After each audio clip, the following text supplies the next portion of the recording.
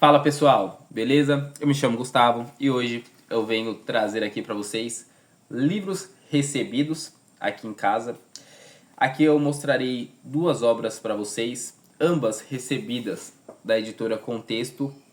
Para quem é novo aqui no canal, eu tenho uma parceria com a editora Contexto, então bimestralmente eu recebo dois livros deles.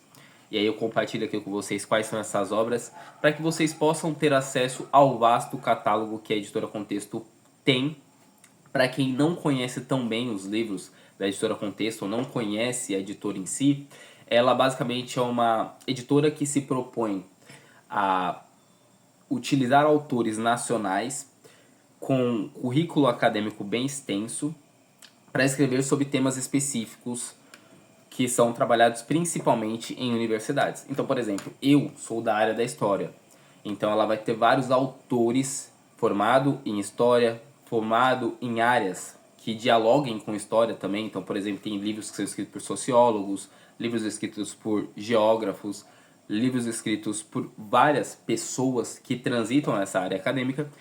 E aí ela vai delimitar temas e trazer para o leitor esses temas, escrito por autor com credibilidade, em textos pequenos. Então a média ali de páginas dos livros da editora Contexto variam bastante, mas são sempre abaixo de 300 páginas, quase sempre, né? Tem alguns livros ali que mudam um pouquinho a proposta e passa, mas geralmente são livros ali que vão ficar na faixa de 200, 300 páginas, que é uma quantidade razoável para você aprender sobre algum tema.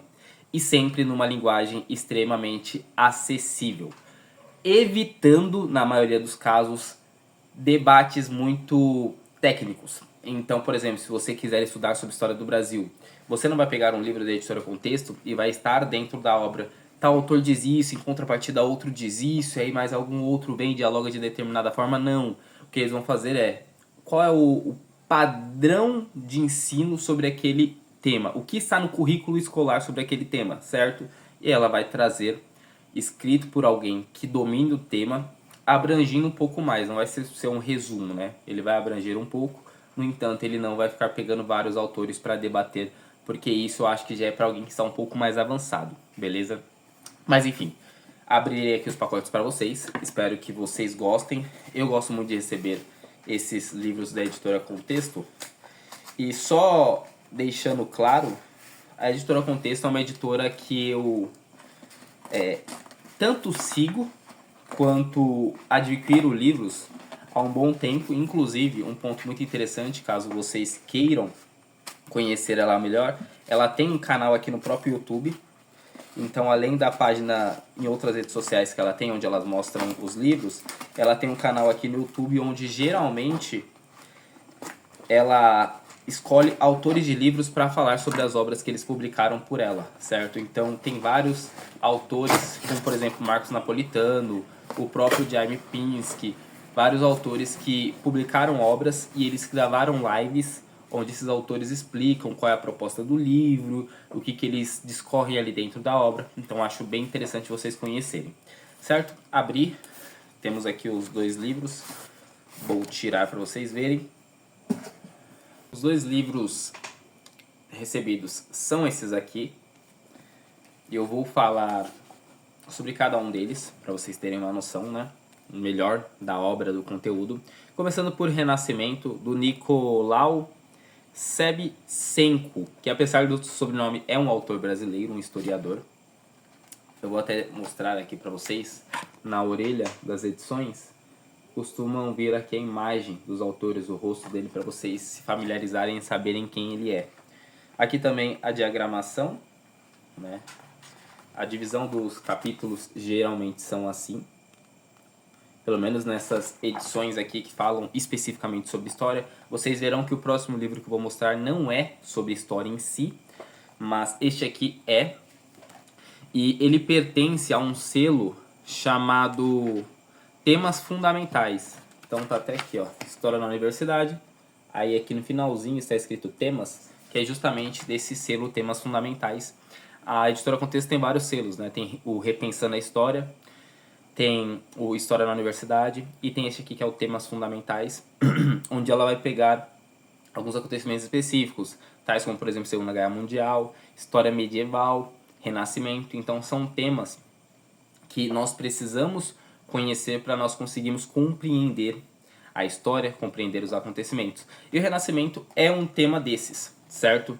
Esse livro aqui é lançamento da editora Contexto, então ele foi publicado em outubro, ou seja, acabou de ser publicado basicamente, né? Aliás, eu não vou afirmar que foi em outubro, mas foi publicado neste ano, neste mês que nós estamos, ou no mês anterior. Eu não vou ter a convicção para afirmar aqui para vocês, mas é um livro bem recente. E o autor, em contrapartida, ele já faleceu, então é um livro que está sendo publicado de forma póstuma, né? Ele faleceu em 2014 e ele havia nascido em 1952. Ele foi formado em História pela Universidade de São Paulo, Universidade Paulista, né? E ele lecionou tanto na USP, quanto na PUC, quanto também na sua vida ele chegou a lecionar em Harvard, dando aulas de cultura da América Latina e também cultura brasileira. Então, um autor muito relevante que teve uma carreira, inclusive, internacional.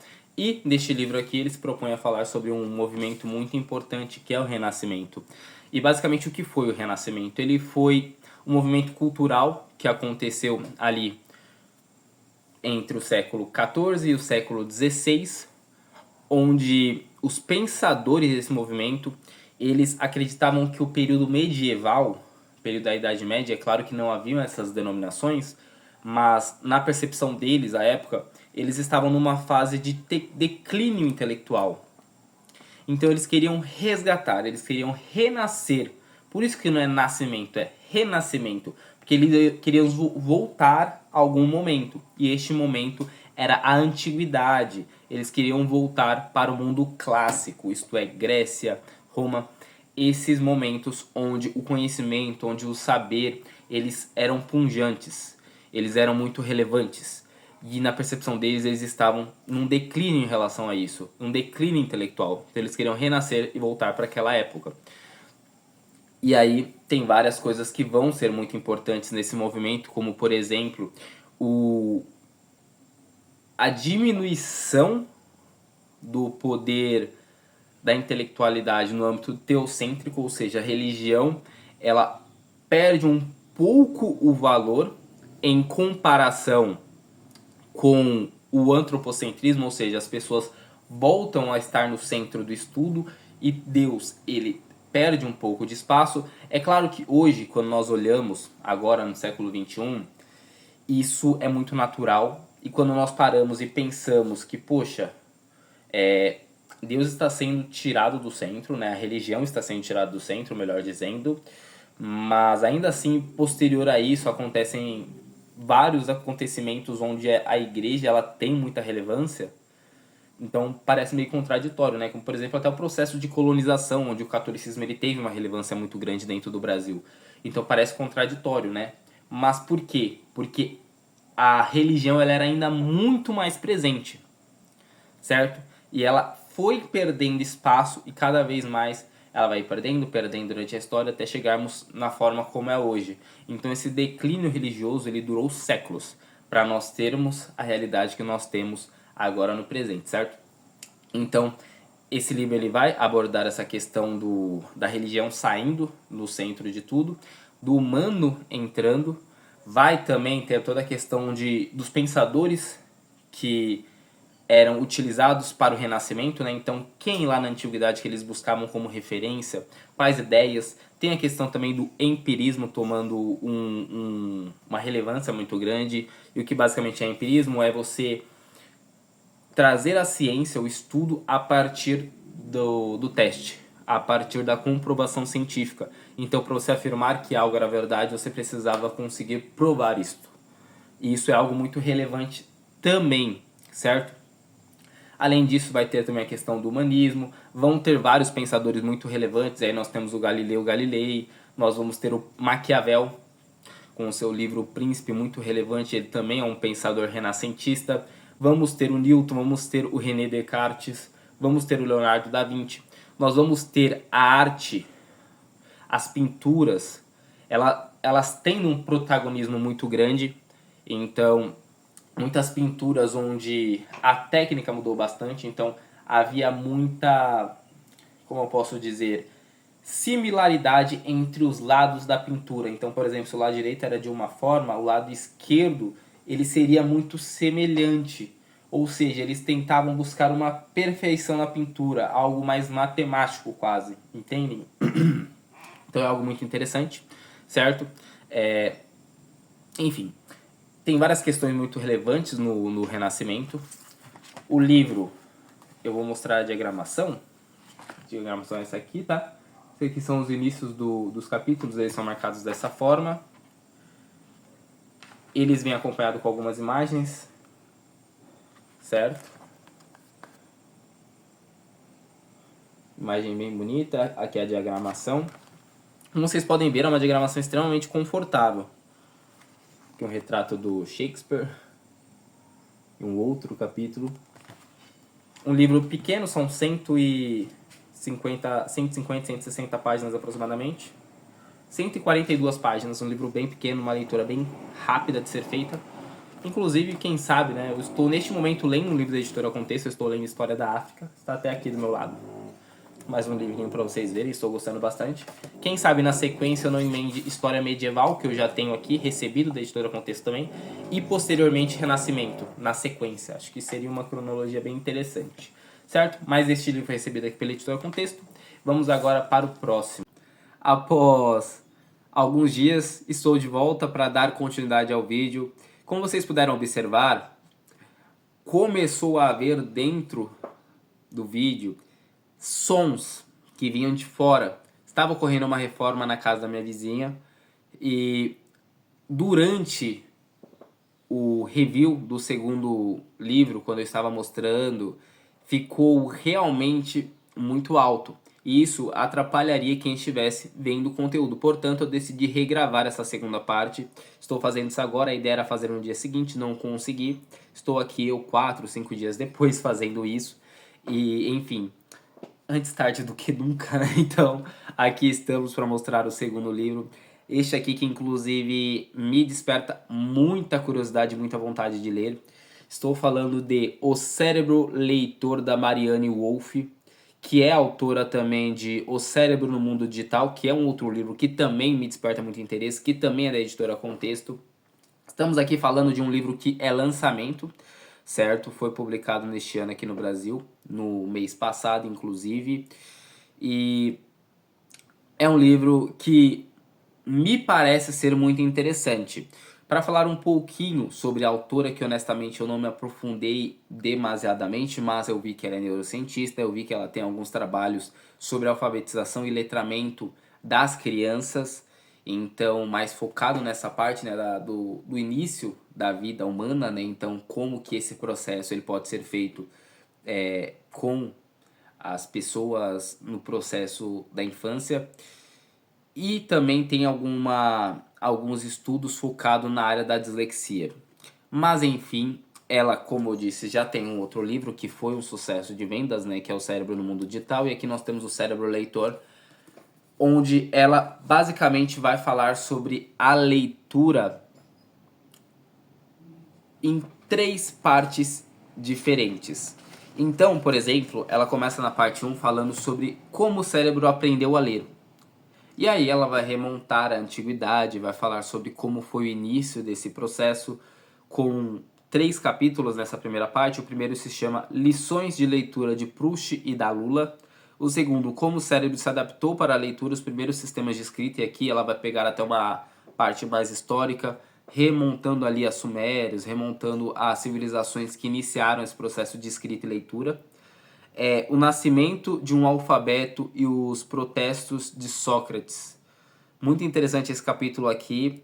Como vocês devem imaginar, eu não li o livro, não vi basicamente nada, mas só de ter aqui os protestos de Sócrates me vem à mente o fato de que o Sócrates ele era contra o processo de registro através da escrita, porque ele acreditava que através da escrita nós nos tornaríamos preguiçosos para lembrar as informações, porque elas estariam muito mais acessíveis, muito mais fáceis de ser buscadas.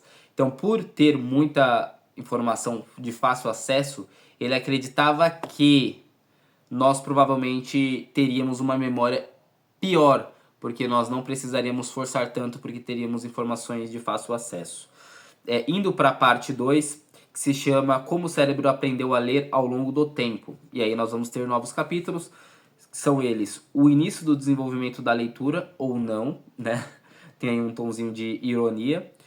Aí depois, a história natural do desenvolvimento da leitura, a conexão entre as partes do jovem cérebro leitor. E aqui nós vamos ter provavelmente já entrando um pouco mais de neurociência, né?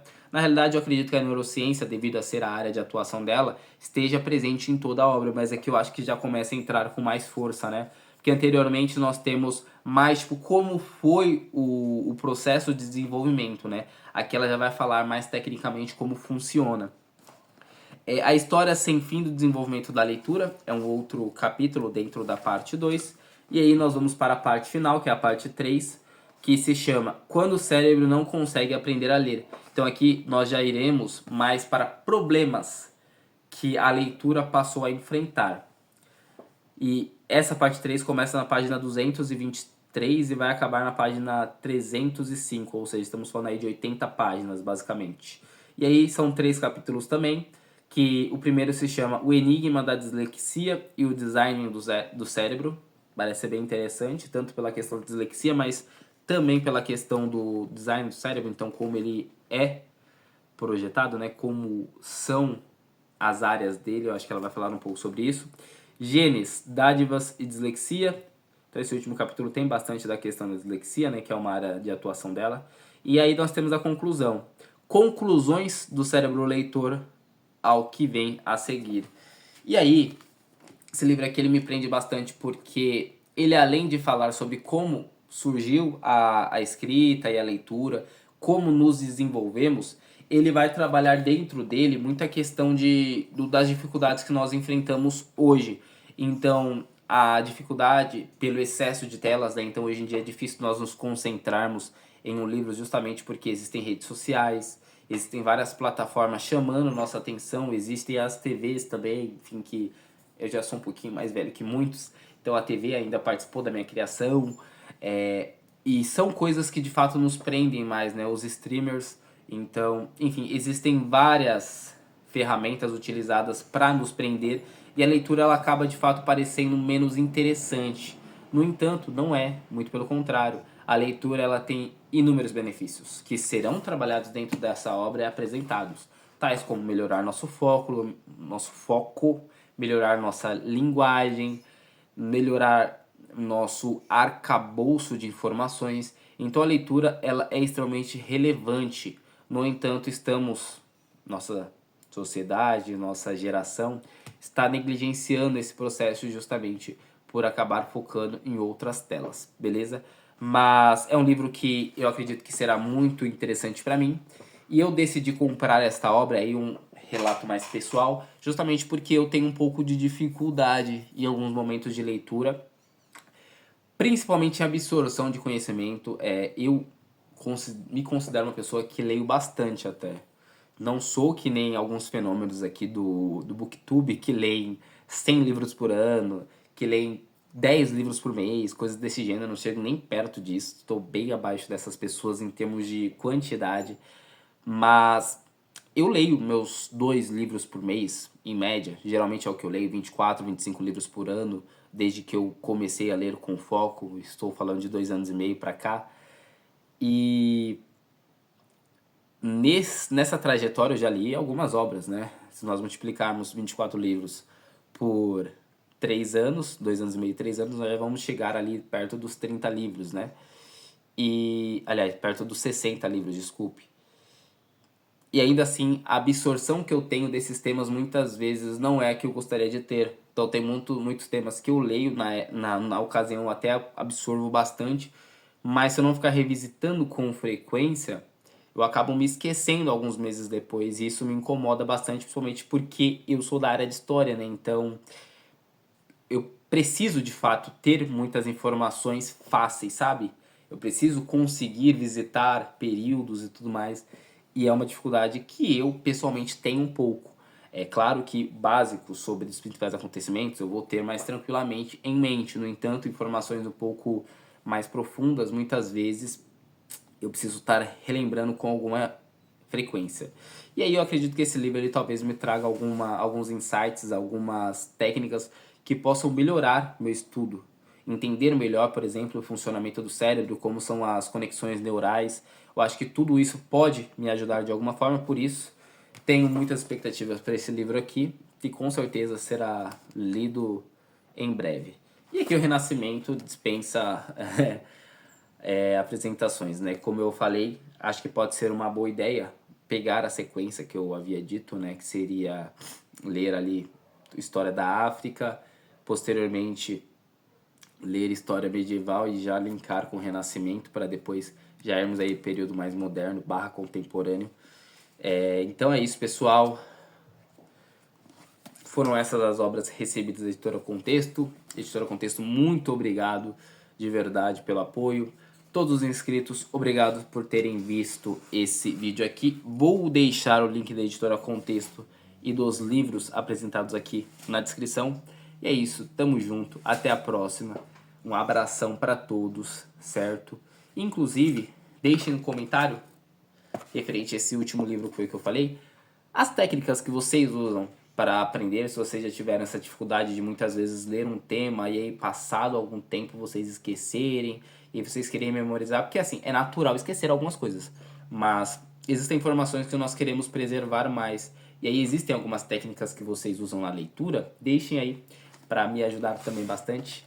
Eu acredito que esse canal no YouTube ele pode ser um canal para mim compartilhar algumas informações que eu absorvo das obras que eu leio, mas eu acredito também que eu tenho muito a aprender com cada um de vocês, inclusive já aprendi muitas coisas, inclusive existem pessoas que têm um contato um pouco maior comigo através de Instagram e outras redes sociais que vieram aqui do YouTube e que me ajudam bastante. Então, deixem aqui nos comentários as técnicas que vocês usam, tá bom? Forte abraço, tamo junto e até a próxima.